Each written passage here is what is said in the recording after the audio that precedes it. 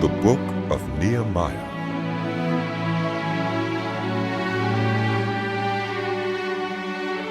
The words of Nehemiah, son of Hakaliah. In the month of Kislev, in the 20th year, while I was in the citadel of Susa, Hanani, one of my brothers, came from Judah with some other men. And I questioned them about the Jewish remnant that had survived the exile, and also about Jerusalem. They said to me, "Those who survived the exile and are back in the province are in great trouble and disgrace. The wall of Jerusalem is broken down, and its gates have been burned with fire." When I heard these things, I sat down and wept. For some days I mourned and fasted and prayed before the God of heaven. And then I said, "Lord, the God of heaven, the great and awesome God, who keeps his covenant of love with those who love him and keep his commandments, let your ear be attentive and your eyes open to hear the prayer your servant is praying before you day and night for your servants, the people of Israel. I confess the sins we Israelites, including myself and my ancestral family, have committed against you. We have acted very wickedly toward you. We have not obeyed the commands, decrees, and laws you gave your servant Moses. Remember the instruction you gave your servant Moses, saying, 'If you are unfaithful, I will scatter you among the nations. But if you return to me and obey my commands, then even if your exiled people are at the farthest horizon, I will gather them from there and bring them to the place I have chosen as a dwelling for my name. They are your servants and your people, whom you redeemed by your great strength and your mighty hand. Lord, let your ear be attentive to the prayer of this your servant, and to the prayer of your servants who delight in revering your name. Give your servant success today by granting him favor in the presence of this man." I was cupbearer to the king. In the month of Nisan, in the 20th year of King Artaxerxes, when wine was brought for him, I took the wine and gave it to the king. I had not been sad in his presence before, so the king asked me, "Why does your face look so sad when you are not ill? This can be nothing but sadness of heart." I was very much afraid, but I said to the king, "May the king live forever. Why should my face not look sad when the city where my ancestors are buried lies in ruins, and its gates have been destroyed by fire?" The king said to me, "What is it you want?"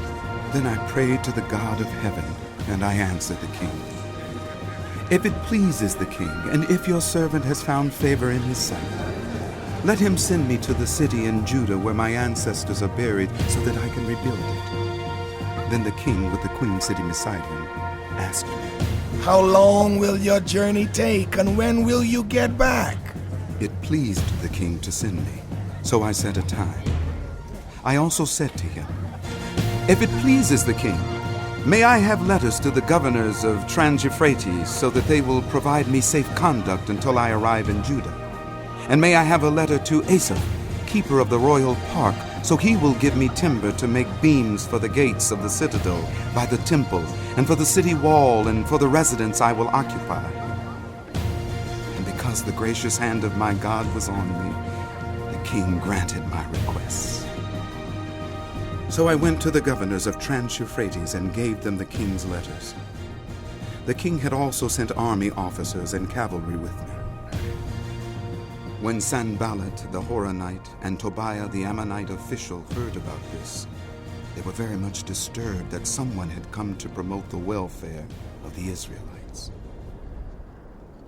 I went to Jerusalem, and after staying there 3 days, I set out during the night with a few others.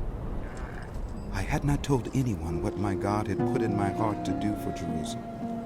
There were no mounts with me except the one I was riding on.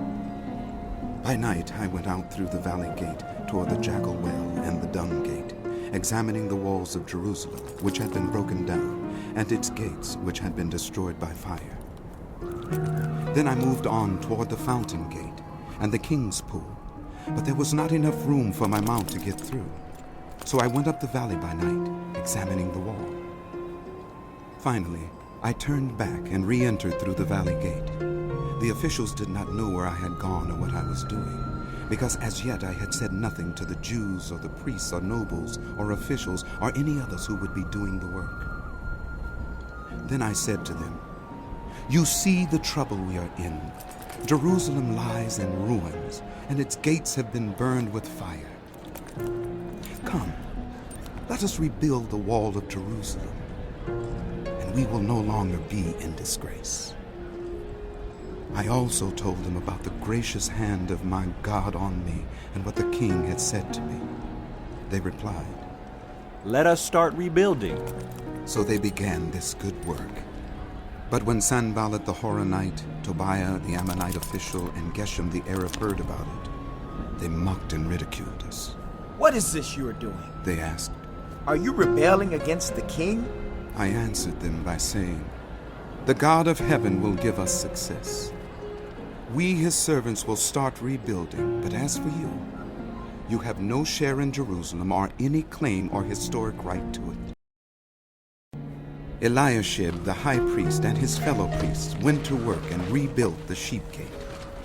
They dedicated it and set its doors in place, building as far as the Tower of the Hundred, which they dedicated, and as far as the Tower of Hananel. The men of Jericho built the adjoining section, and Zachar, son of Imri, built next to them. The fish gate was rebuilt by the sons of Hassenaah. They laid its beams and put its doors and bolts and bars in place. Meremoth, son of Uriah, the son of Hakkoz, repaired the next section. Next to him, Meshullam, son of Berechiah, the son of Meshezabel, made repairs. And next to him, Zadok, son of Baana, also made repairs. The next section was repaired by the men of Tekoa, but their nobles would not put their shoulders to the work under their supervisors. The Jeshanah gate was repaired by Joiada, son of Cosiah, and Meshullam, son of Besodiah. They laid its beams and put its doors with their bolts and bars in place. Next to them, repairs were made by men from Gibeon and Mizpah, Melatiah of Gibeon, and Jadon of Meronoth, places under the authority of the governor of Trans-Euphrates. Uzziel, son of Harhaiah, one of the goldsmiths, repaired the next section, and Hananiah, one of the perfume makers, made repairs next to that. They restored Jerusalem as far as the broad wall. Raphaiah, son of Hur, ruler of a half-district of Jerusalem, repaired the next section. Adjoining this, Judaiah, son of Harumath, made repairs opposite his house, and Hattish, son of Hashabniah, made repairs next to him. Melchijah, son of Haram, and Hashab, son of Pahath-Moab, repaired another section and the Tower of the Ovens. Shallum, son of Halahesh, ruler of a half-district of Jerusalem, repaired the next section with the help of his daughters. The valley gate was repaired by Hanan and the residents of Zanoah. They rebuilt it and put its doors with their bolts and bars in place. They also repaired 1,000 cubits of the wall as far as the dung gate. The dung gate was repaired by Malchijah, son of Rechab, ruler of the district of Beth-Hakerem. He rebuilt it and put its doors with their bolts and bars in place. The fountain gate was repaired by Shallum, son of Kolhoseh, ruler of the district of Mizpah. He rebuilt it, roofing it over and putting its doors and bolts and bars in place. He also repaired the wall of the pool of Siloam by the king's garden, as far as the steps going down from the city of David. Beyond him, Nehemiah, son of Azbuk, ruler of a half-district of Beth-zur, made repairs up to a point opposite the tombs of David, as far as the artificial pool and the house of the heroes. Next to him, the repairs were made by the Levites under Reuel, son of Bani. Beside him, Hashabiah, ruler of half the district of Keilah, carried out repairs for his district. Next to him, the repairs were made by their neighbors under Binnui, son of Henadad, ruler of the other half-district of Keilah. Next to him, Ezur, son of Jeshua, ruler of Mizpah, repaired another section, from a point facing the ascent to the armory as far as the angle of the wall. Next to him, Barak, son of Zabbai, zealously repaired another section, from the angle to the entrance of the house of Eliashib, the high priest. Next to him, Meremoth, son of Uriah, the son of Hakaz, repaired another section, from the entrance of Eliashib's house to the end of it. The repairs next to him were made by the priests from the surrounding region. Beyond them, Benjamin and Hashab made repairs in front of their house, and next to them, Azariah, son of Maaseiah, the son of Ananiah, made repairs beside his house. Next to him, Binnui, son of Henadad, repaired another section, from Azariah's house to the angle and the corner. And Palal, son of Uzai, worked opposite the angle and the tower projecting from the upper palace near the court of the guard. Next to him, Pedaiah, son of Parosh, and the temple servants living on the hill of Ophel, made repairs up to a point opposite the water gate toward the east and the projecting tower. Next to them, the men of Tekoa repaired another section, from the great projecting tower to the wall of Ophel. Above the horse gate, the priests made repairs, each in front of his own house. Next to them, Zadok, son of Immer, made repairs opposite his house. Next to him, Shemaiah, son of Shechaniah, the guard at the east gate, made repairs. Next to him, Hananiah, son of Shelemiah, and Hanan, the sixth son of Zalaph, repaired another section. Next to them, Meshullam, son of Berechiah, made repairs opposite his living quarters. Next to him, Malchijah, one of the goldsmiths, made repairs as far as the house of the temple servants and the merchants, opposite the inspection gate, and as far as the room above the corner, and between the room.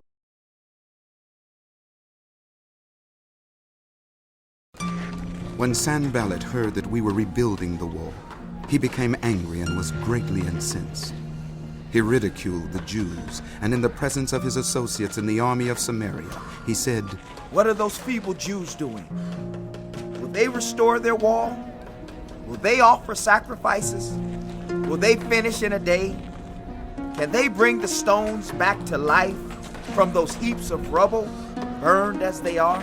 Tobiah the Ammonite, who was at his side, said, What they are building, even a fox climbing up on it would break down their wall of stones. Hear us, our God, for we are despised. Turn their insults back on their own heads. Give them over as plunder in a land of captivity.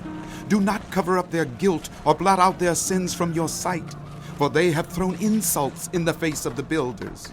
So we rebuilt the wall till all of it reached half its height, for the people worked with all their heart. But when Sanballat, Tobiah, the Arabs, the Ammonites, and the people of Ashdod heard that the repairs to Jerusalem's walls had gone ahead and that the gaps were being closed, they were very angry. They all plotted together to come and fight against Jerusalem and stir up trouble against it. But we prayed to our God and posted a guard day and night to meet this threat.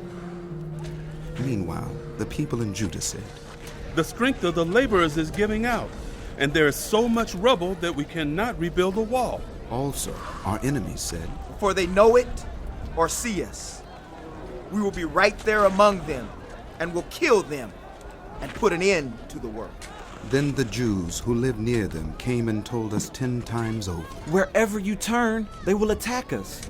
Therefore, I stationed some of the people behind the lowest points of the wall at the exposed places, posting them by families with their swords, spears, and bows.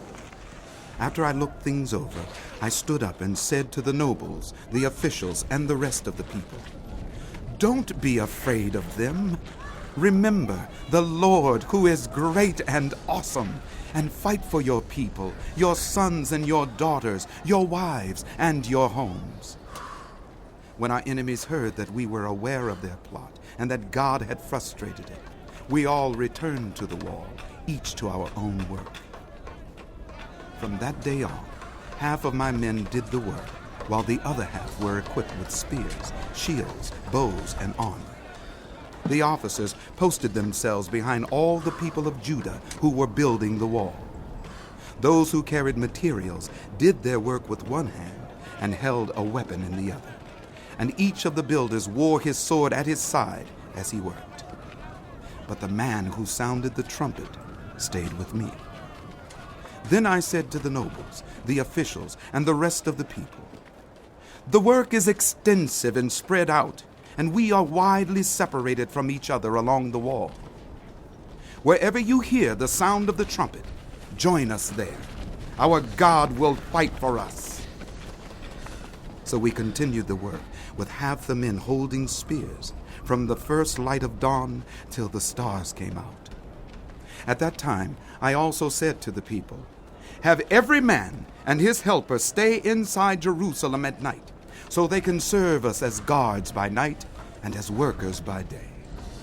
Neither I, nor my brothers, nor my men, nor the guards with me took off our clothes.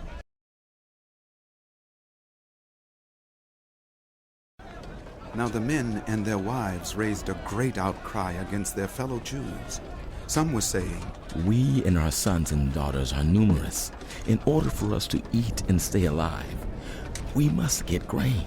Others were saying, We are mortgaging our fields, our vineyards, and our homes to get grain during the famine. Still others were saying, "We have had to borrow money to pay the king's tax on our fields and vineyards, although we are of the same flesh and blood as the rest of our people, and though our children are as good as theirs, yet we have to subject our sons and daughters to slavery.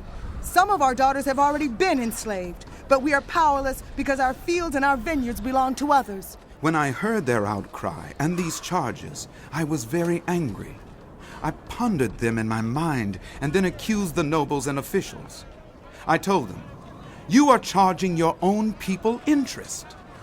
So I called together a large meeting to deal with them and said, "As far as possible, we have bought back our fellow Jews who were sold to the Gentiles. Now you are selling your own people, only for them to be sold back to us?" They kept quiet because they could find nothing to say. So I continued, "What you are doing is not right. Shouldn't you walk in the fear of our God to avoid the reproach of our Gentile enemies? I and my brothers and my men are also lending the people money and grain. But let us stop charging interest. Give back to them immediately their fields, vineyards, olive groves, and houses, and also the interest you are charging them. 1% of the money, grain, new wine, and olive oil." We will give it back, they said. and we will not demand anything more from them. We will do as you say. Then I summoned the priests and made the nobles and officials take an oath to do what they had promised. I also shook out the folds of my robe and said, "In this way may God shake out of their houses and possessions anyone who does not keep this promise. So may such a person be shaken out and empty." At this the whole assembly said, Amen. and praised the Lord. And the people did as they had promised. Moreover, from the 20th year of King Artaxerxes, when I was appointed to be their governor in the land of Judah, until his 32nd year, 12 years, neither I nor my brothers ate the food allotted to the governor. But the earlier governors, those preceding me, placed a heavy burden on the people and took 40 shekels of silver from them in addition to food and wine. Their assistants also lorded it over the people. But out of reverence for God, I did not act like that. Instead, I devoted myself to the work on this wall. All my men were assembled there for the work. We did not acquire any land. Furthermore, 150 Jews and officials ate at my table, as well as those who came to us from the surrounding nations. Each day, 1 ox, 6 choice sheep, and some poultry were prepared for me, and every 10 days an abundant supply of wine of all kinds. In spite of all this, I never demanded the food allotted to the governor, because the demands were heavy on these people. Remember me with favor, my God, for all I have done for these people. When word came to Sanballat, Tobiah, Geshem the Arab, and the rest of our enemies that I had rebuilt the wall and not a gap was left in it, though up to that time I had not set the doors and the gates, Sanballat and Geshem sent me this message.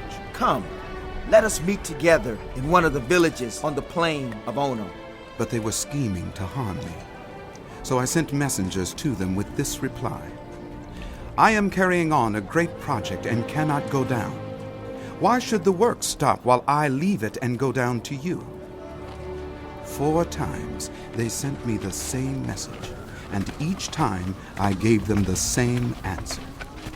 Then, the 5th time, Sanballat sent his aide to me with the same message, and in his hand was an unsealed letter in which was written, It is reported among the nations, and Geshem says it is true, that you and the Jews are plotting to revolt, and therefore you are building the wall. Moreover, according to these reports, you are about to become their king, and have even appointed prophets to make this proclamation about you in Jerusalem. There is a king in Judah. Now this report will get back to the king, so come, let us meet together. I sent him this reply: Nothing like what you are saying is happening. You are just making it up out of your head. They were all trying to frighten us, thinking, Their hands will get too weak for the work, and it will not be completed. But I prayed, now strengthen my hands. One day, I went to the house of Shemaiah, son of Delaiah, the son of Mehetabel, who was shut in at his home. He said, Let us meet in the house of God inside the temple, and let us close the temple doors, because some people are coming to kill you. By night they are coming to kill you. But I said, should someone like me run away? Or should one like me go into the temple to save his life? I will not go. I realized that God had not sent him, but that he had prophesied against me because Tobiah and Sanballat had hired him. He had been hired to intimidate me so that I would commit a sin by doing this, and then they would give me a bad name to discredit me. Remember Tobiah and Sanballat, my God, because of what they have done. Remember also the prophet Noadiah and how she and the rest of the prophets have been trying to intimidate me. So the wall was completed on the 25th of Elul in 52 days. When all our enemies heard about this, all the surrounding nations were afraid and lost their self-confidence, because they realized that this work had been done with the help of our God. Also, in those days, the nobles of Judah were sending many letters to Tobiah, and replies from Tobiah kept coming to them. For many in Judah were under oath to him, since he was son-in-law to Shechaniah, son of Era, and his son Jehohanan had married the daughter of Meshullam, son of Berechiah. Moreover, they kept reporting to me his good deeds, and then telling him what I said.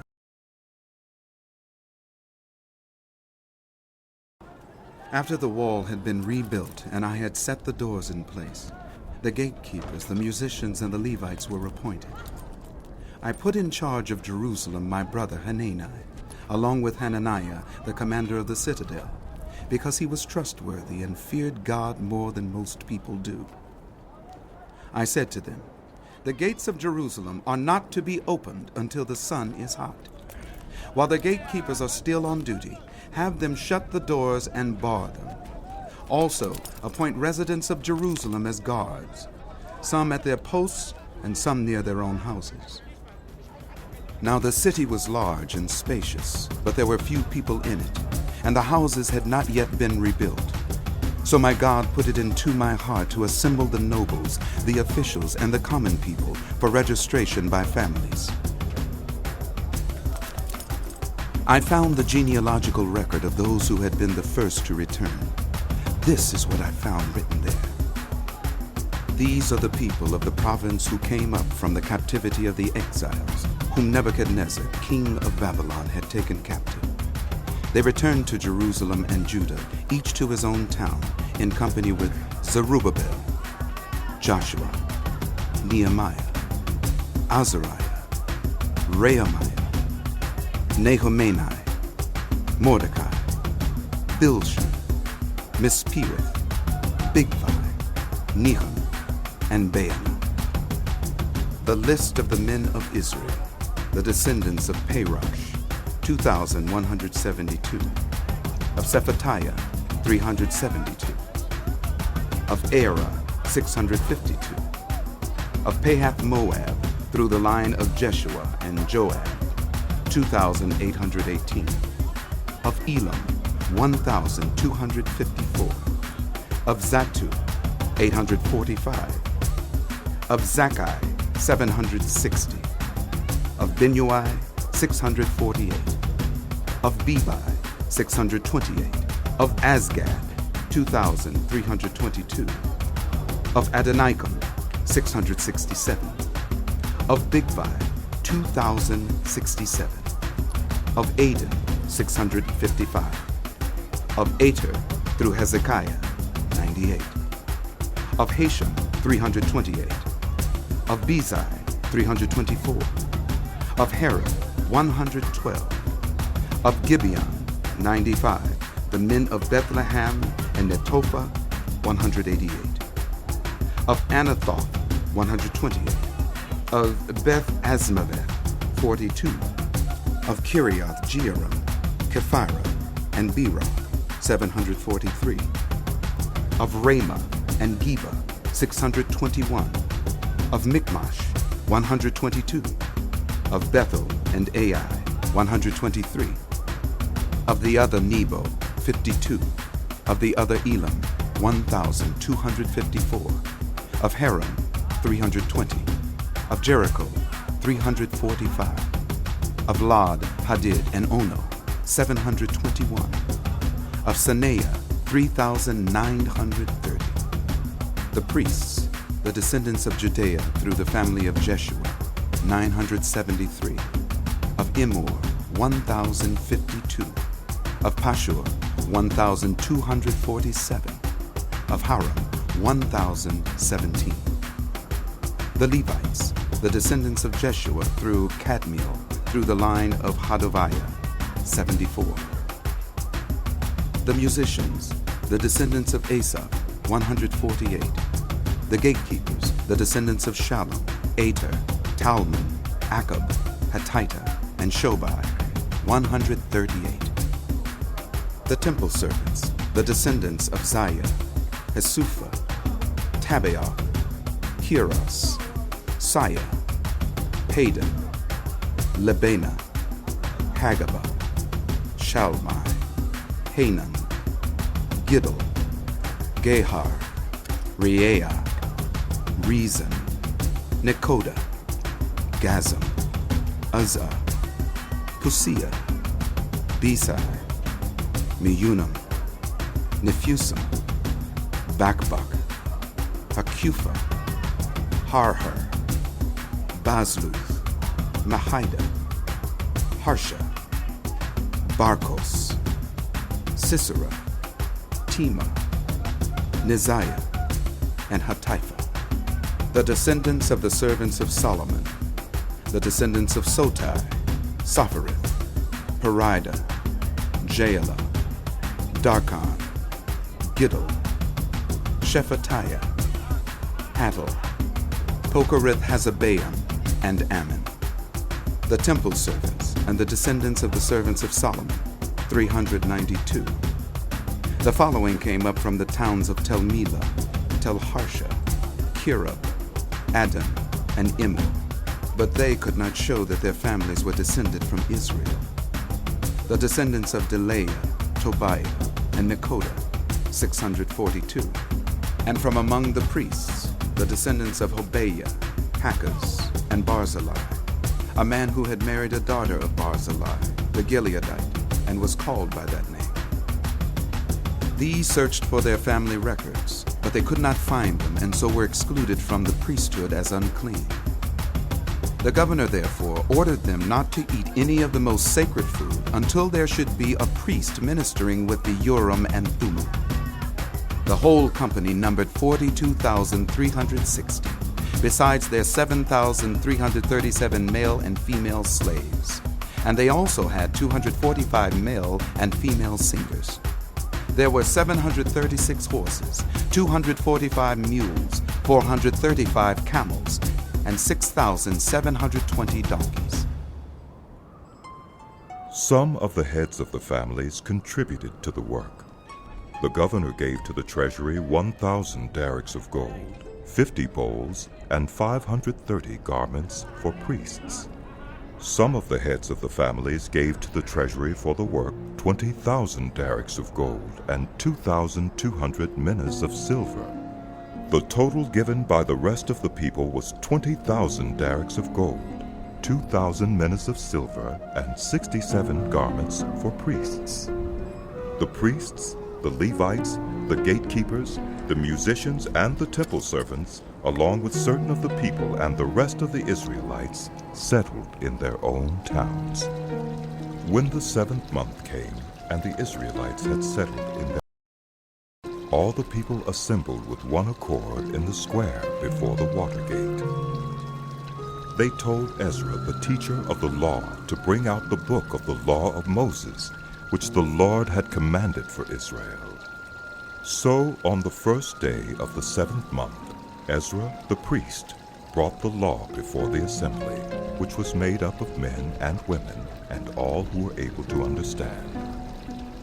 He read it aloud from daybreak till noon as he faced the square before the water gate in the presence of the men, women, and others who could understand. And all the people listened attentively to the book of the law. Ezra, the teacher of the law, stood on a high wooden platform built for the occasion. Beside him on his right stood Mattithiah, Shema, Anaiah, Uriah, Hilkiah, and Maaseiah. And on his left were Pedaiah, Mishael, Malchijah, Hashem, Hashbaddanah, Zechariah, and Meshullam.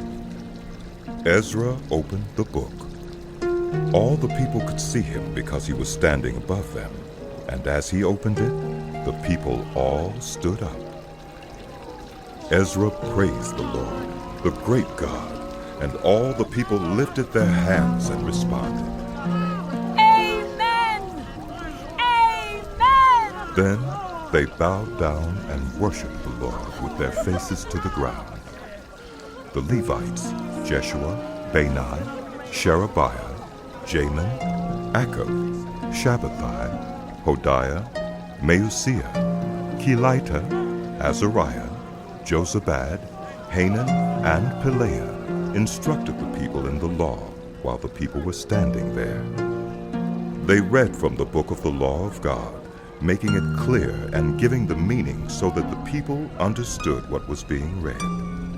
Then Nehemiah the governor, Ezra the priest and teacher of the law, and the Levites who were instructing the people, said to them all, This day is holy to the Lord your God. Do not mourn or weep. For all the people had been weeping as they listened to the words of the law. Nehemiah said, Go and enjoy choice food and sweet drinks, and send some to those who have nothing prepared. This day is holy to our Lord. Do not grieve, for the joy of the Lord is your strength. The Levites calmed all the people, saying, Be still, for this is a holy day. Do not grieve. Then all the people went away to eat and drink, to send portions of food, and to celebrate with great joy, because they now understood the words that had been made known to them. On the 2nd day of the month, the heads of all the families, along with the priests and the Levites, gathered around Ezra, the teacher, to give attention to the words of the law. They found written in the law, which the Lord had commanded through Moses, that the Israelites were to live in temporary shelters during the festival of the 7th month, and that they should proclaim this word and spread it throughout their towns and in Jerusalem. Go out into the hill country and bring back branches from olive and wild olive trees, and from myrtles, palms, and shade trees to make temporary shelters. As it is written, so the people went out and brought back branches and built themselves temporary shelters on their own roofs, in their courtyards, in the courts of the house of God, and in the square by the water gate, and the one by the gate of Ephraim. The whole company that had returned from exile built temporary shelters and lived in them. From the days of Joshua, son of Nun, until that day, the Israelites had not celebrated it like this, and their joy was very great. Day after day, from the first day to the last, Ezra read from the book of the law of God. They celebrated the festival for 7 days, and on the 8th day,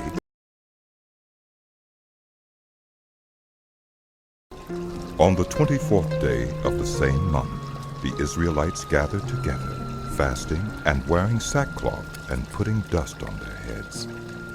Those of Israelite descent had separated themselves from all foreigners. They stood in their places and confessed their sins and the sins of their ancestors. They stood where they were and read from the book of the law of the Lord their God for a quarter of the day, and spent another quarter in confession and in worshiping the Lord their God. Standing on the stairs of the Levites were Jeshua, Bani, Kadmiel, Shebaniah, Bunni, Sherebiah, Bani, and Kenani. They cried out with loud voices to the Lord their God. And the Levites, Jeshua, Kadmiel, Bani, Hashabniah, Sherebiah, Hodiah, Shebaniah, and Pethahiah, said, Stand up and praise the Lord your God, who is from everlasting to everlasting. Blessed be your glorious name, and may it be exalted above all blessing and praise. You alone are the Lord. You made the heavens, even the highest heavens, and all their starry host, the earth and all that is on it, the seas and all that is in them. You give life to everything, and the multitudes of heaven worship you. You are the Lord God, who chose Abram and brought him out of Ur of the Chaldeans and named him Abraham. You found his heart faithful to you, and you made a covenant with him to give to his descendants the land of the Canaanites, Hittites, Amorites, Perizzites, Jebusites, and Girgashites. You have kept your promise because you are righteous.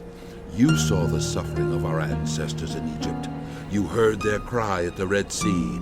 You sent signs and wonders against Pharaoh, against all his officials and all the people of his land.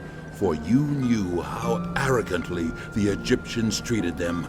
You made a name for yourself, which remains to this day. You divided the sea before them, so that they passed through it on dry ground. But you hurled their pursuers into the depths, like a stone into mighty waters. By day you led them with a pillar of cloud, and by night with a pillar of fire to give them light on the way they were to take. You came down on Mount Sinai. You spoke to them from heaven. You gave them regulations and laws that are just and right, and decrees and commands that are good. You made known to them your holy Sabbath, and gave them commands, decrees, and laws through your servant Moses. In their hunger you gave them bread from heaven, and in their thirst you brought them water from the rock. You told them to go in and take possession of the land you had sworn with uplifted hand to give them. But they, our ancestors, became arrogant and stiff-necked and did not obey your commands. They refused to listen and failed to remember the miracles you performed among them. They became stiff-necked and in their rebellion appointed a leader in order to return to their slavery. But you are a forgiving God, gracious and compassionate, slow to anger, and abounding in love. Therefore you did not desert them, even when they cast for themselves an image of a calf and said, "This is your God, who brought you up out of Egypt," or when they committed awful blasphemies. Because of your great compassion, you did not abandon them in the wilderness. By day the pillar of cloud did not cease to guide them on their path, nor the pillar of fire by night to shine on the way they were to take. You gave your good spirit to instruct them. You did not withhold your manna from their mouths, and you gave them water for their thirst. For 40 years you sustained them in the wilderness. They lacked nothing. Their clothes did not wear out, nor did their feet become swollen. You gave them kingdoms and nations, allotting to them even the remotest frontiers. They took over the country of Sihon, king of Heshbon, and the country of Og, king of Bashan. You made their children as numerous as the stars in the sky, and you brought them into the land that you told their parents to enter and possess. Their children went in and took possession of the land. You subdued before them the Canaanites who lived in the land. You gave the Canaanites into their hands, along with their kings and the peoples of the land, to deal with them as they pleased. They captured fortified cities and fertile land. They took possession of houses filled with all kinds of good things, wells already dug, vineyards, olive groves, and fruit trees in abundance. They ate to the full and were well nourished. They reveled in your great goodness. But they were disobedient and rebelled against you. They put your law behind their backs. They killed your prophets, who had warned them in order to turn them back to you. They committed awful blasphemies, so you delivered them into the hands of their enemies who oppressed them. But when they were oppressed, they cried out to you. From heaven you heard them, and in your great compassion you gave them deliverers who rescued them from the hand of their enemies. But as soon as they were at rest, they again did what was evil in your sight. Then you abandoned them to the hand of their enemies so that they ruled over them. And when they cried out to you again, you heard from heaven, and in your compassion you delivered them time after time. You warned them in order to turn them back to your law, but they became arrogant and disobeyed your commands. They sinned against your ordinances, of which you said, "Whoever obeys them will live by them." Stubbornly they turned their backs on you, became stiff-necked, and refused to listen. For many years you were patient with them. By your Spirit you warned them through your prophets, yet they paid no attention. So you gave them into the hands of the neighboring peoples. But in your great mercy you did not put an end to them or abandon them, for you are a gracious and merciful God. Now, therefore, our God, the great God, mighty and awesome, who keeps his covenant of love, do not let all this hardship seem trifling in your eyes. The hardship that has come on us, on our kings and leaders, on our priests and prophets, on our ancestors, and all your people from the days of the kings of Assyria until today, in all that has happened to us, you have remained righteous.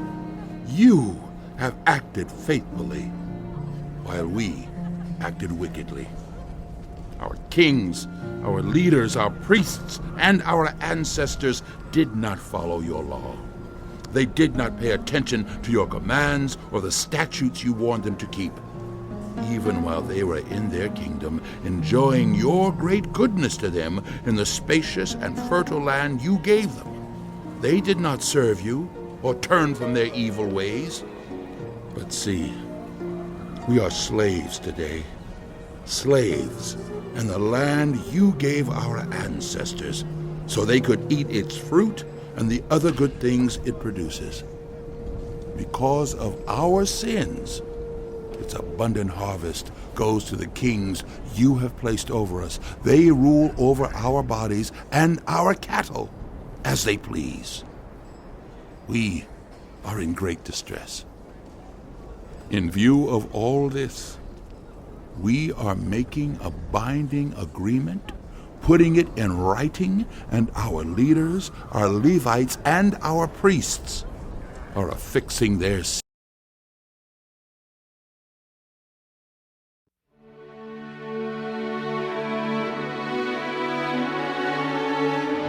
The book of Nehemiah continued.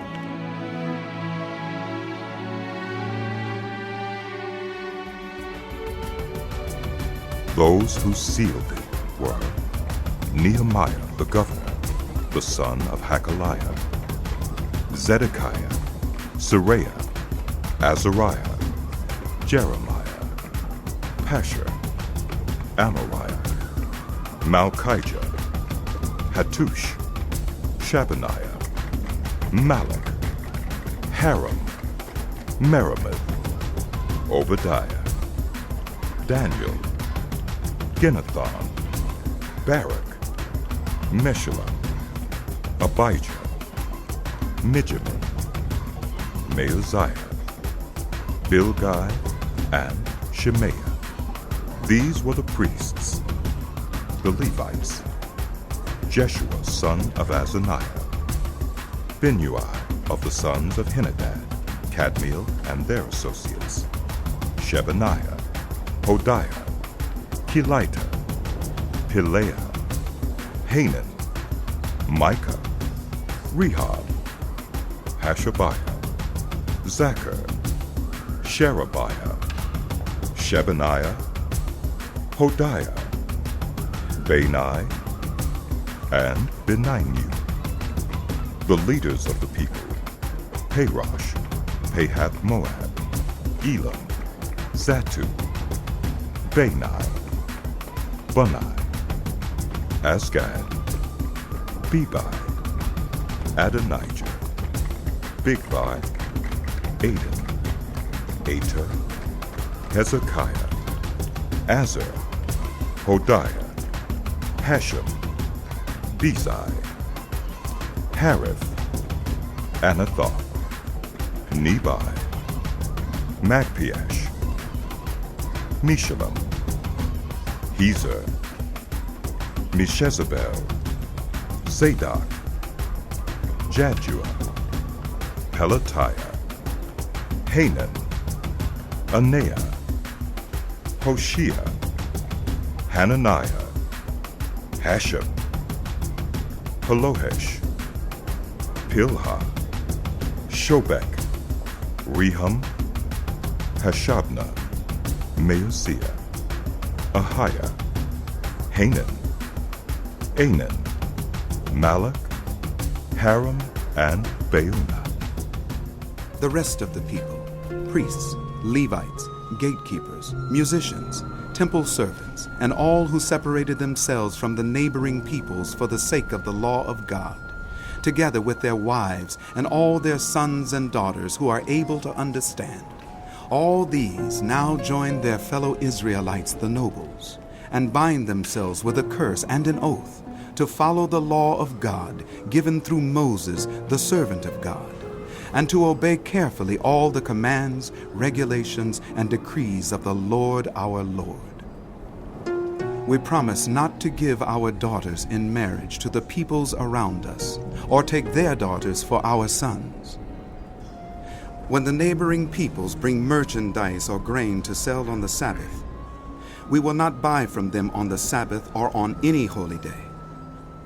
Every 7th year we will forego working the land and will cancel all debts. We assume the responsibility for carrying out the commands to give 1/3 of a shekel each year for the service of the house of our God, for the bread set out on the table, for the regular grain offerings and burnt offerings, for the offerings on the Sabbaths, at the new moon feasts, and at the appointed festivals, for the holy offerings, for sin offerings to make atonement for Israel, and for all the duties of the house of our God. We, the priests, the Levites, and the people, have cast lots to determine when each of our families is to bring to the house of our God at set times each year a contribution of wood to burn on the altar of the Lord our God, as it is written in the law. We also assume responsibility for bringing to the house of the Lord each year the first fruits of our crops and of every fruit tree. As it is also written in the law, we will bring the firstborn of our sons and of our cattle, of our herds and of our flocks to the house of our God, to the priests ministering there. Moreover, we will bring to the storerooms of the house of our God, to the priests, the first of our ground meal, of our grain offerings, of the fruit of all our trees, and of our new wine and olive oil. And we will bring a tithe of our crops to the Levites, for it is the Levites who collect the tithes in all the towns where we work.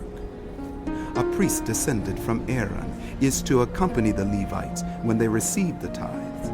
And the Levites are to bring a tenth of the tithes up to the house of our God, to the storerooms of the treasury.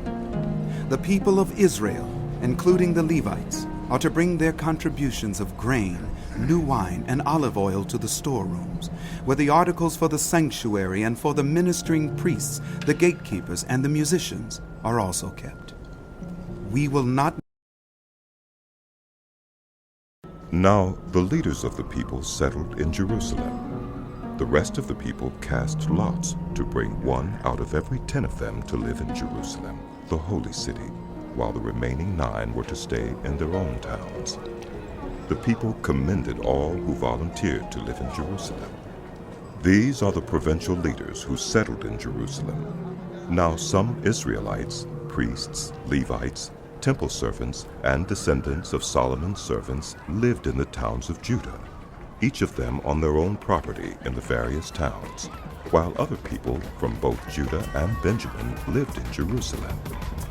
From the descendants of Judah, Athaiah, son of Uzziah, the son of Zechariah, the son of Amariah, the son of Shephatiah, the son of Mahalalel, a descendant of Perez, and Maaseiah, son of Barak, the son of Kolhozah, the son of Hosea, the son of Adaiah, the son of Joiarib, the son of Zechariah, a descendant of Shelah. The descendants of Perez who lived in Jerusalem totaled 468 men of standing. From the descendants of Benjamin, Sallu, son of Meshullam, the son of Joed, the son of Pedaiah, the son of Kolaiah, the son of Maaseiah, the son of Ithiel, the son of Jeshiah, and his followers, Gabbai and Sallai, 928 men. Joel, son of Zichri, was their chief officer, and Judah, son of Hasenuah, was over the new quarter of the city. From the priests, Jedaiah, the son of Joarib, Jachin, Seraiah, son of Hilkiah, the son of Meshullam, the son of Zadok, the son of Meraioth, the son of Ahitub, the official in charge of the house of God, and their associates who carried on work for the temple, 822 men. Adaiah, son of Jeroham, the son of Pelaliah, the son of Amzai, the son of Zechariah, the son of Pashur, the son of Malchijah, and his associates, who were heads of families, 242 men. Amashsai, son of Azarel, the son of Azai, the son of Meshillemith, the son of Immer, and his associates, who were men of standing, 128. Their chief officer was Zabdiel, son of Haggedolim. From the Levites, Shemaiah, son of Hashab, the son of Azrikam, the son of Hashabiah, the son of Bunai, Shabbathai and Josabad, 2 of the heads of the Levites who had charge of the outside work of the house of God. Mattaniah, son of Micah, the son of Zabdi, the son of Asaph, the director who led in thanksgiving and prayer. Bakbukiah, second among his associates, and Abda, son of Shammua, the son of Galal, the son of Jeduthun. The Levites in the holy city totaled 284. The gatekeepers, Akub, Talmon, and their associates, who kept watch at the gates, 172 men. The rest of the Israelites, with the priests and Levites, were in all the towns of Judah, each of them on their ancestral property. The temple servants lived on the hill of Ophel, and Zihah and Gishpak were in charge of them. The chief officer of the Levites in Jerusalem was Uzzi, son of Bani, the son of Hashabiah, the son of Mattaniah, the son of Micah. Uzzi was one of Asaph's descendants, who were the musicians responsible for the service of the house of God. The musicians were under the king's orders, which regulated their daily activity. Pethahiah, son of Meshezabel, one of the descendants of Zerah, son of Judah, was the king's agent in all affairs relating to the people. As for the villages with their fields, some of the people of Judah lived in Kiriath Arba and its surrounding settlements, in Dibon and its settlements, in Jekebzeel and its villages, in Jeshua, in Moladah, in Beth Pelet, in Hazer Shaul, in Beersheba and its settlements, in Ziklag, in Mekonah and its settlements, in Rimmon, in Zorah, in Jarmuth, Zanoah, Adullam and their villages, in Lachish and its fields, and in Azekah and its settlements. So they were living all the way from Beersheba to the valley of Hinnom. The descendants of the Benjamites from Geba lived in Michmash, Aijah, Bethel and its settlements, in Anathoth, Nob, and Ananiah, in Hazor, Ramoth, and Gittaiah, in Hadid, Zeboiim, and Neballat, in Lod and Ono, and in Ge-Harashim.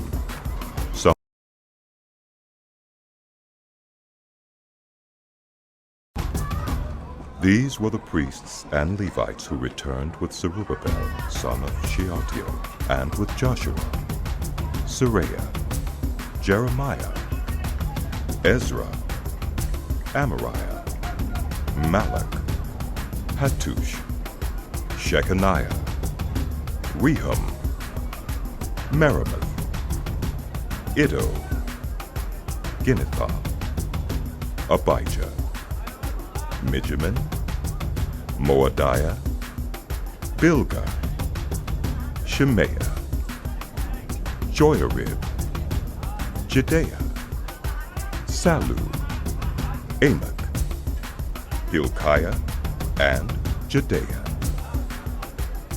These were the leaders of the priests and their associates in the days of Joshua. The Levites were Jeshua, Binnui, Kadmiel, Sherebiah, Judah, and also Mattaniah, who, together with his associates, was in charge of the songs of thanksgiving. Bakbukiah and Unai, their associates, stood opposite them in the services.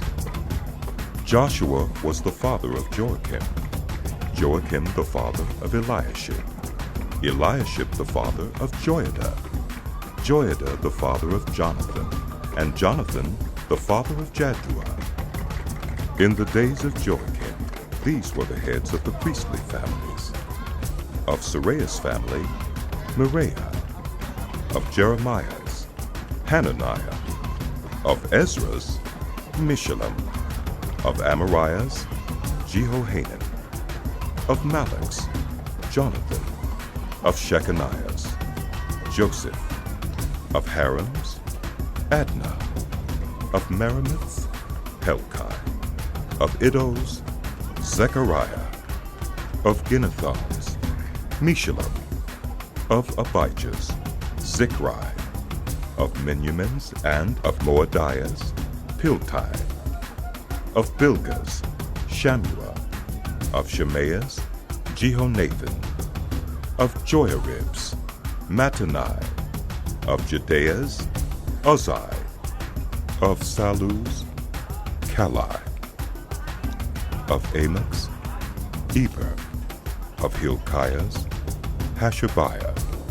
Of Jedaiah's, Nethanel. The family heads of the Levites in the days of Eliashib, Joiada, Johanan, and Jaddua, as well as those of the priests, were recorded in the reign of Darius the Persian. The family heads among the descendants of Levi, up to the time of Johanan, son of Eliashib, were recorded in the book of the Annals. And the leaders of the Levites were Hashabiah, Sherebiah, Jeshua, son of Kadmiel, and their associates, who stood opposite them to give praise and thanksgiving, one section responding to the other, as prescribed by David, the man of God. Mattaniah, Bakbukiah, Obadiah, Meshullam, Talmon, and Akkub were gatekeepers who guarded the storerooms at the gates. They served in the days of Joachim, son of Joshua, the son of Josadak, and in the days of Nehemiah the governor, and of Ezra the priest, the teacher of the law. At the dedication of the wall of Jerusalem, the Levites were sought out from where they lived and were brought to Jerusalem to celebrate joyfully the dedication with songs of thanksgiving and with the music of cymbals, harps, and lyres. The musicians also were brought together from the region around Jerusalem, from the villages of the Netophatites, from Beth Gilgal, and from the area of Geba and Asmaveth, for the musicians had built villages for themselves around Jerusalem. When the priests and Levites had purified themselves ceremonially, they purified the people, the gates, and the wall. I had the leaders of Judah go up on top of the wall. I also assigned 2 large choirs to give thanks. One was to proceed on top of the wall to the right toward the dung gate. Hoshea and half the leaders of Judah followed them, along with Azariah, Ezra, Meshullam, Judah, Benjamin, Shemaiah, Jeremiah, as well as some priests with trumpets, and also Zechariah, son of Jonathan, the son of Shemaiah, the son of Mattaniah, the son of Micaiah, the son of Zakkur, the son of Asaph, and his associates, Shemaiah, Azarel, Milalai, Gilalai, Maai, Nethaniel, Judah, and Hanani, with musical instruments prescribed by David, the man of God. Ezra, the teacher of the law, led the procession. At the fountain gate, they continued directly up the steps of the city of David on the ascent to the wall and passed above the site of David's palace to the water gate on the east. The second choir proceeded in the opposite direction. I followed them on top of the wall, together with half the people, past the Tower of the Ovens to the broad wall, over the gate of Ephraim, the Jeshanah gate, the Fish gate, the Tower of Hananel, and the Tower of the 100, as far as the Sheep gate. At the gate of the guard they stopped. The 2 choirs that gave thanks then took their places in the house of God. So did I, together with half the officials, as well as the priests, Eliakim, Maaseiah, Miniamin, Micaiah, Elioenai, Zechariah, and Hananiah with their trumpets, and also Maaseiah, Shemaiah, Eleazar, Uzai, Jehohanan, Melchijah, Elam, and Ezer. The choir sang under the direction of Jezrahiah, and on that day they offered great sacrifices, rejoicing because God had given them great joy. The women and children also rejoiced. The sound of rejoicing in Jerusalem could be heard far away. At that time, men were appointed to be in charge of the storerooms for the contributions, first fruits, and tithes. From the fields around the towns they were to bring into the storerooms the portions required by the law for the priests and the Levites, for Judah was pleased with the ministering priests and Levites. They performed the service of their God and the service of purification, as did also the musicians and gatekeepers, according to the commands of David and his son Solomon. For long ago, in the days of David and Asaph, there had been directors for the musicians and for the songs of praise and thanksgiving to God. So in the days of Zerubbabel and of Nehemiah, all Israel contributed the daily portions for the musicians and the gatekeepers. They also set aside the portion for the other Levites.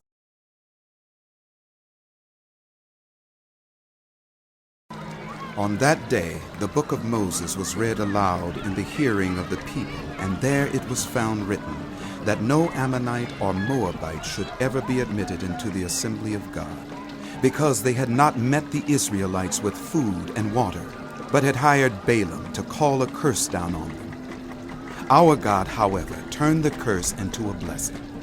When the people heard this law, they excluded from Israel all who were of foreign descent. Before this, Eliashib the priest had been put in charge of the storerooms of the house of our God. He was closely associated with Tobiah, and he had provided him with a large room formerly used to store the grain offerings and incense and temple articles, and also the tithes of grain, new wine, and olive oil prescribed for the Levites, musicians, and gatekeepers, as well as the contributions for the priests.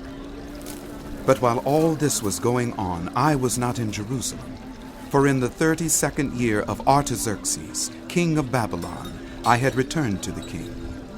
Sometime later, I asked his permission and came back to Jerusalem. Here I learned about the evil thing Eliashib had done in providing Tobiah a room in the courts of the house of God. I was greatly displeased and threw all Tobiah's household goods out of the room.